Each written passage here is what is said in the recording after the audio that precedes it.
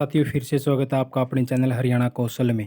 जी हाँ साथियों, आप साथियों के लिए कुछ महत्वपूर्ण इंपॉर्टेंट इन्फॉर्मेशन ले आए हैं जो आपके कहीं ना कहीं काम की है साथियों। तो पहली इन्फॉर्मेशन है साथियों कि सफाई कर्मचारियों ने आंदोलन की घोषणा कर दी है साथियों।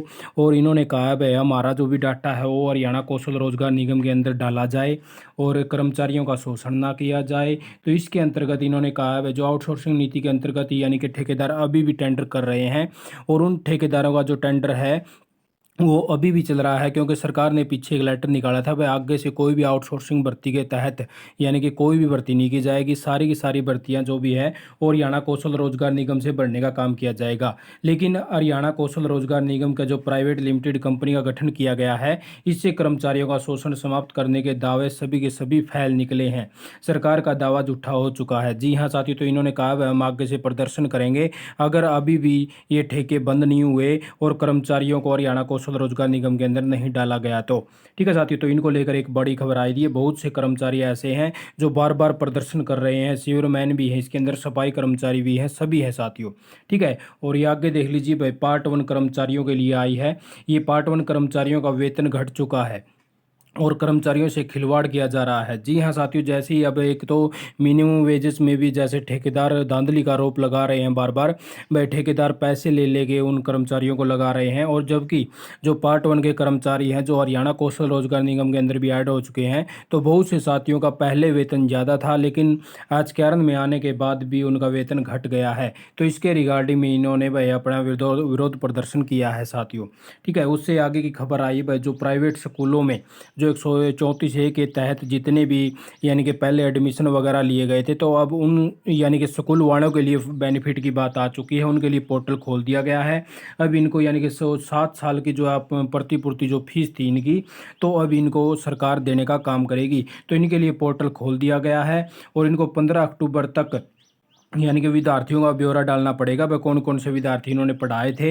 यानी कि दूसरी से लेके 8वीं तक के अलग हैं और ये 9वीं से लेके 12वीं तक के विद्यार्थी अलग हैं साथियों। तो ये पूरा डाटा इसके अंदर दिया हुआ है। अब जितने भी इन्होंने 134 ए के तहत एडमिशन करवाए थे सरकार ने, तो सरकार ने प्रतिपूर्ति के लिए कितना पैसा देना है तो यह भी निर्धारित नहीं किया गया है अभी तक।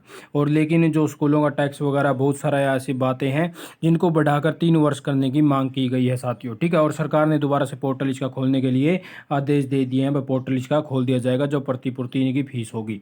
ठीक है साथियों, तो आगे मैं आपको दिखा देता हूँ। ये बिजली बिजली कर्मचारियों की मांग भी आई है साथियों। ये भी बार बार यानी कि विरोध प्रदर्शन कर रहे हैं और कई बार तो बिजली मंत्री ये बिजली कर्मचारी यही कह रहे हैं कि हमें हरियाणा कौशल रोजगार निगम में डाला जाए।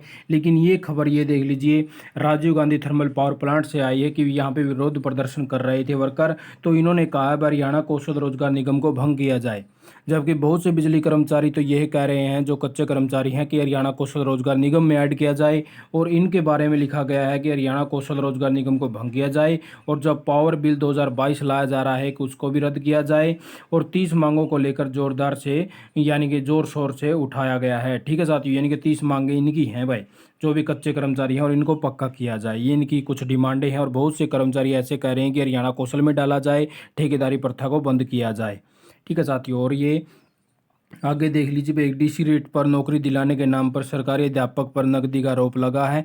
जैसा कि हम भी आपको बार बार अवगत करवाते आ रहे हैं कि ऐसे धांधलों में आप ना फंसें, क्योंकि डीसी रेट पर ये नौकरी दिलवाने के नाम पर इसने पैसे ऐंठ लिए हैं। तो ये कह रहा था भाई शिक्षा विभाग के अंदर लगा हुआ था अधिकारी के तौर पर, और इसने किसी से कहा भाई तेरे को मैं डीसी रेट पर नौकरी लगवा दूंगा, तो तेरे को 25,000 रुपये यानी कि खाता फ़ोन पे के माध्यम से ट्रांसफ़र किए गए। और इसके बाद शिक्षक ने नौकरी के बारे में पूछने पर बताया कि बातचीत की जा रही है, यानी कि उसको नौकरी नहीं मिली थी। तो इस विषय में उसने शिकायत दर्ज करवा दी और फिर इस अध्यापक को गिरफ्तार कर लिया गया है साथियों।